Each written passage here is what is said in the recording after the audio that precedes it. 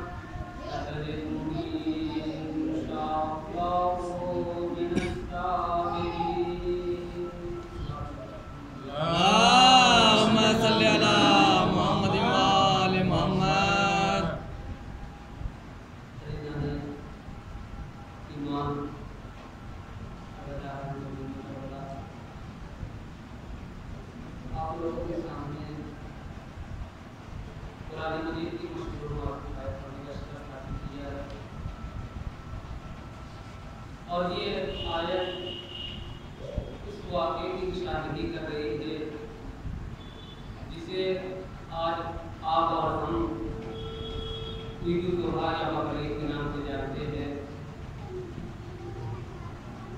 जनाब इब्राहीम अलैहिस्सलाम अपने बेटे जनाब इस्माइल से कहते हैं,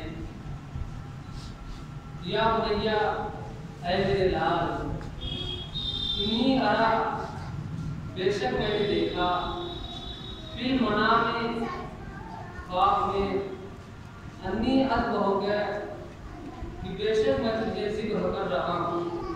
फंजुर मा तरा, तो तुम बताओ तुम्हारा क्या नजरिया है, तुम क्या चाहते हो। तो बेटे का जवाब आया, बाल बेटे ने कहा, या वाकिफ़, ऐ बाबा आपको अंजाम दीजिए माँ तुमर जिसका आपको हुक्म दिया गया है। अभी कुरान की आयत में अब किस तरीके से लेके चले, किस तरीके से जुबानी का वाकया पेश आया, आप लोगों तक पहुंचाने की कोशिश करूंगा। अपनी तारीख में वाकया मिलता है कि जनाब इब्राहीम अलैहिस्सलाम अपने बेटे जनाब इस्माइल को लेकर घर से निकले। अब जैसे ही घर से निकले शैतान आया, क्योंकि शैतान को इल्म था कि ज़िबा करने लेके जा रहे हैं। अब दरवाजे पे आया, कहा हाजरा बाप और बेटे कहाँ जा रहे हैं। कहा कि इब्राहिम के दोस्त के वहां दावत है, इस्माइल को साथ लेकर जा रहे हैं। शैतान कहने लगा कि दावतें तो हम ही करते हैं, लेकिन ऐसी कौन सी दावत कि हाथ में रस्सी है और कमर में खंजर है। तो जनाब हाजरा चढ़ गई, कहा कहना क्या चाहते हो। कहा कि बेटे को ज़िबा करने के लिए लेके जा रहा है। कहा फिर क्या करें। कहा सोचना क्या, घर से बाहर निकलो, अभी दरवाजे के करीब है, घर से बाहर निकलो, रोक लो। अब रोकने का लफ्ज जैसे ही सुना जनाब हाजरा ने फौरन कहा, औज़ु बिल्लाहि मिनश शैतानिर रजीम, दूर हो जा तू शैतान है। तो शैतान ने पूछा कि ना मैं अंदर आया ना तू बाहर आई, तुझे कैसे पता कि मैं शैतान हूँ। अब जनाब हाजरा कहती है कि जो नबी हक के मुकाबिल में उसकी बीवी को घर से बाहर निकाले वो कल भी शैतान था, आज भी शैतान है। सुभान अल्लाह, बेशक।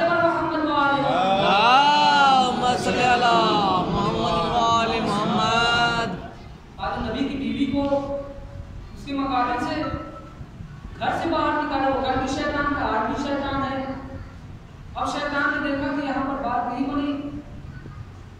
अब आया इब्राहिम के पास, कहा इब्राहिम कहाँ जा रहे हो। कहा ख्वाब देखा था कि बेटे को ज़िबा कर रहा हूँ। और जब बेटे से मशवरा दिया तो बेटे ने कहा कि आपको हुक्म दिया गया है, आप अंजाम दीजिए। क्या इब्राहिम आप तो हम भी देखते हैं, हमने तो कभी बेटा जी को नहीं दिया, हम भी ख्वाब देखते हैं, हमने कभी बेटा जी को नहीं किया, ये कौन सा ख्वाब है कि बेटे को नहीं पकड़े। अब जैसे ये सुना जनाब इब्राहिम अलैहिस्सलाम ने फौरन कहा अऊज़ु बिल्लाहि मिनश शैतानिर रजीम। फौरन शैतान ने पूछा कि तुझे कैसे पता कि मैं शैतान हूँ? कहा तो नबी को अपने जैसा समझे, वो कल भी शैतान है आज भी शैतान है। सुभान अल्लाह। शैतान ने यही समझा था कि मैं और इब्राहिम एक जैसे हैं, यानी मैं ख्वाब देखता हूँ मैं पूरा नहीं करता हूँ, इब्राहिम ख्वाब देखेंगे वो भी नहीं पूरा करेंगे। तो जनाब इब्राहिम अलैहिस्सलाम ने फौरन कहा जो नबी को अपने जैसा समझे वो कल भी शैतान था और आज भी शैतान थे। अब इसके बाद आया आखिरी वक्त बेटे के पास, छोटे से इस्माइल के पास आया, कहा इस्माइल तुझे पता है तेरे पापा कहाँ लेके जा रहे हैं?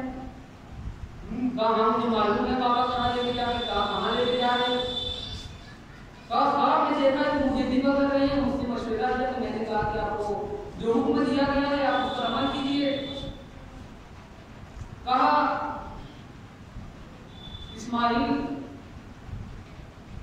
तेरे बाबा ज़ईफ हो चुके हैं, अब उनके माँ बल्ला उनके ज़हन ने काम करना छोड़ दिया, उनके बुढ़ापे के हर फैसले सही नहीं होते। ये कौन सा फैसला है कि बेटे को दिवा कर रहे हैं? अब छोटे से इब्राहिम, छोटे से इस्माइल को फौरन जवानी का जलाल आया, और जैसे ही जलाल आया फौरन कहा अऊज़ु बिल्लाहि मिनश शैतानिर रजीम। अब शैतान ने फौरन यहाँ पे पूछा तेरी माँ को पता चला मैं शैतान हूँ, मैं खामोश रहा, तेरे बाप को पता चला कि मैं शैतान हूँ, मैं खामोश रहा, लेकिन तुझे कैसे पता चला कि मैं शैतान हूँ? तो छोटे से इस्माइल ने जवाब दिया कि जो नबी के दिमाग पर शक करे वो कल भी शैतान था आज भी शैतान है। सवाल बड़े पर मोहम्मद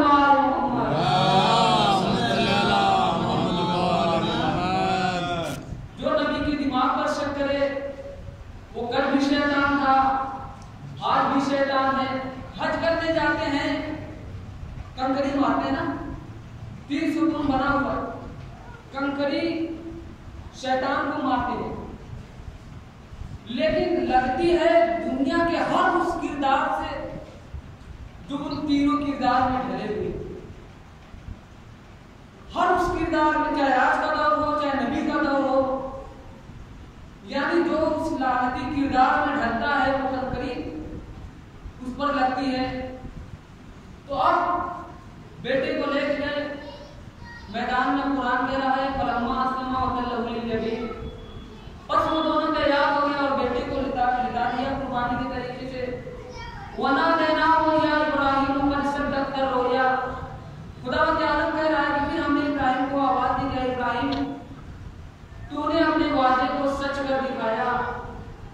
अब इसके आगे की आयत में मिलता है कि बेशक ये बड़ा इम्तिहान था और सब्र का मकाम था, और हम इसका अजर अजीम देंगे, बेशक हम अजर अजीम देने वाले हैं। वो फदैनाहु बिज़िबिहिन अज़ीम व तरकनाहु लिल आखिरीन, और हम वो फदैनाहु बिज़िबिहिन अज़ीम, और हमने इस कुर्बानी को बदल दिया एक बड़ी कुर्बानी से, व तरकनाहु लिल आखिरीन, और इसे हमने करार दिया तुम्हारे आखिरीन पर, यानी तुम्हारी आखिरी नस्लों पर। अभी जनाब इस्माइल अलैहिस्सलाम जिम्मा नहीं हुए, लेकिन जनाब इस्माइल अलैहिस्सलाम को ज़बीहुल्लाह का लक़ब मिल गया। अब आगे जरा बिस्तर रसूल की तरफ देखते हैं। एक बाप तलवार लेके जा रहा है और एक कुफार मुशरिकीन तलवार लेके खड़े हैं, दोनों को जान का खतरा है। फर्क सिर्फ इतना है कि वहां पर जनाब इस्माइल अलैहिस्सलाम इस कुर्बानी को एक इम्तिहान और एक मुसीबत समझकर सब्र कर रहे थे। बिस्तर रसूल पर मौलाए कायनात सोने का शरफ हासिल होने की बिना पर एक नेमत समझकर शुक्र अदा कर जबकि जान का खतरा वहां भी था, जान का खतरा यहाँ भी था। अब मुझे समझ में नहीं आता कि मुसलमानों का मिजाज इतना बदल कैसे गया कि इब्राहिम लेटकर ज़बीहुल्लाह का लक़ब हासिल कर सकते हैं और मौलाए कायनात जिस तरह रसूल पर कुफार और मुशरिकीन की 40 नंगी तलवारों के नीचे सोकर अली वलीउल्लाह का लक़ब हासिल नहीं कर सकते। सवाल पड़ेगा मोहम्मद वाले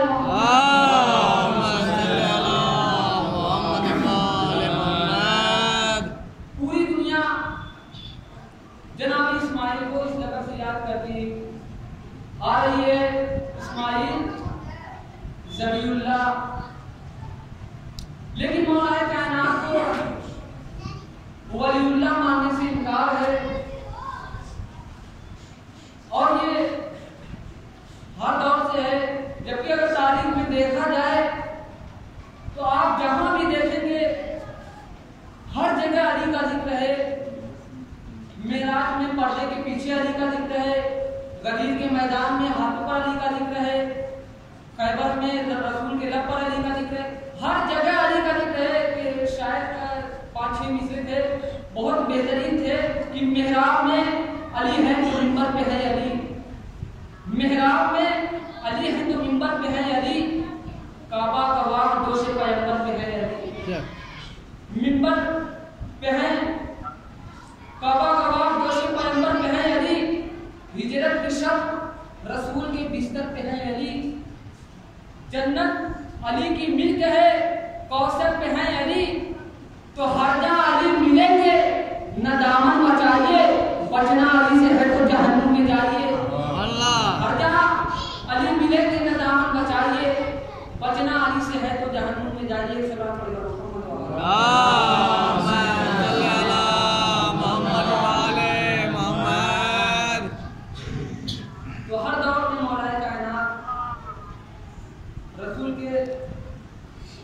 जब तक रसूल रहे, रसूल की इमदाद मौलाए कायनात करते रहे। और रसूल के बाद शरीयत को हम तक जो पहुंचाने में परेशानियां हुई, चाहे वो माली इमदाद हो, चाहे अपनी जान की इमदाद हो, किसी भी तरीके की इमदाद मौलाए कायनात कभी किसी मैदान में इमदाद से पीछे नहीं हटे और अपने शागिर्दों के अंदर, अपने सहाबियों के अंदर इस कदर मार्फत खुदा भर दी थी कि सहाबी भी उनके कभी पीछे नहीं हटे। यही वजह थी कि जब कूफे वालों ने मौलाए कायनात को खत लिखा तो मौलाए कायनात ने जनाब मुस्लिम को अपना सफीर बनाकर भेजा।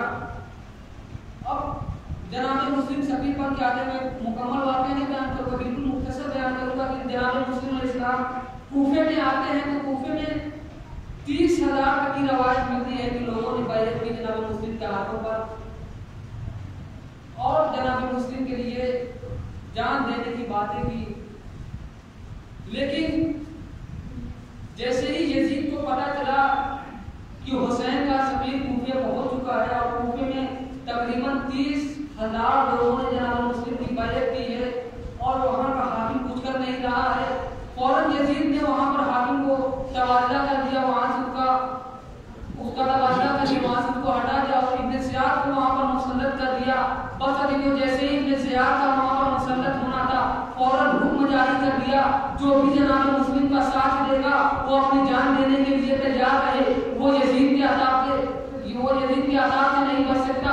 आज़ादारों, जैसे ही ये सुनना था कि जहां 30,000 लोग थे, जनाब मुस्लिम अलैहिस्सलाम बिल्कुल तन्हा रह गए, कूफे की गलियों में फिर रहे हैं, कूफे में कोहराम मपा है।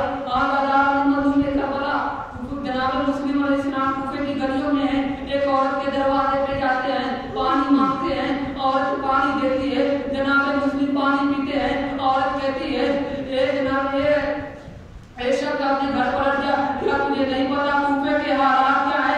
जनाब मुस्लिम कहते हैं मैं मुसाफिर हूँ, मेरा कोई घर नहीं है। तो जैसे ये सुनना था वो औरत पूछने लगी आप कौन है? तो जैसे जनाब मुस्लिम ने बताया कि मैं वही मुस्लिम हूँ जिसकी जहाँ की हुकूमत खून की प्यासी है।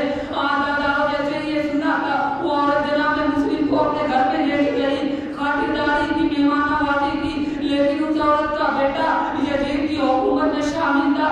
आज़ादारों,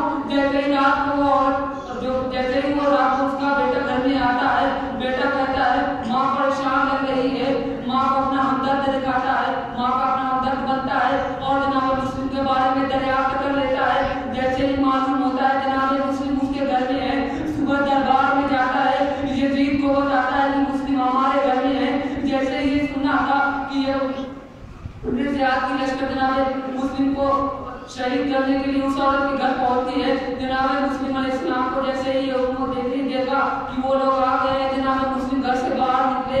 घर से बाहर निकलना था कि फौजें हमलावर हुई। हमलावर देते हुए जनाब मुस्लिम ने अपनी तलवार को यहाँ से बाहर निकाला। जैसे ही तलवार को यहाँ से बाहर निकाला, चंद लम्हों में जालिमों की फौज को शिकस्त देनी शुरू की। अब जैसे ही देखा कि जनाब मुस्लिम पर काबू ना हो सके, एक गड्ढा बनाया गया और गड्ढा बनाने के बाद जंग करते करते जनाब मुस्लिम को गड्ढे के करीब लाए। जैसे ही जनाब मुस्लिम का पैर उस गड्ढे में पड़ा, जनाब मुस्लिम जमीन पर गिर पड़े। जैसे ही जमीन पर गिर पड़े, कोई तीर से मारता है, कोई नजरे से मारता है, किसी जालिम ने तलवार से जनाब मुस्लिम के दांत पर हमला किया। जनाब मुस्लिम के दांत शिकस्त हो गए, आधा मुंह के खून की उल्टियां होने लगी। जनाब मुस्लिम को कैदी बना लिया गया। दरबार में लेके गए। दरबार में ले जाने के बाद कहते हैं कि अमीर को सलाम कर। जनाब मुस्लिम कहते हैं मेरा अमीर सिर्फ मेरा हुसैन है, मैं किसी की बायत नहीं करूंगा। यजीदों जैसे ये सुना था, यजीद को गुस्सा आया, इब्ने जियाद को गुस्सा आया। कहा जनाब मुस्लिम को दार पर ले जाओ, दरवाजे पर ले जाओ, आखिरी तबके पर ले जाओ, जनाब मुस्लिम को नीचे गिरा दो। जनाब मुस्लिम ने कहा मुझे इतनी मोहलत दे दो कि मैं नमाज अदा कर सकूं। जनाब मुस्लिम को इतनी मोहलत दी गई। जनाब मुस्लिम ने नमाज अदा की। आधा दारो जैसे ही नमाज अदा की, जालिम खतीबते हुए जनाब मुस्लिम को दार पर लेके गए, आखिरी तबके से गिरा दिया। उधर इमाम हुसैन अलैहिस्सलाम जनाब मुस्लिम की खैरियत को रवाना हुए। अभी इराक पहुंचे, एक शख्स को देखा, वो आ रहा है। कहा ऐसा लग रहा है तू इराक से आ रहा है। कहा मैं इराक से आ रहा हूँ। कहा मेरा भाई मुस्लिम वहाँ है, मुझे कूफे के हालात बता दे। कहा मुझे नहीं पता आपका कोई भाई मुस्लिम वहाँ पर है, लेकिन जब मैं आ रहा था तो एक लाश थी जो आखिरी तबके से गिराई जा रही थी।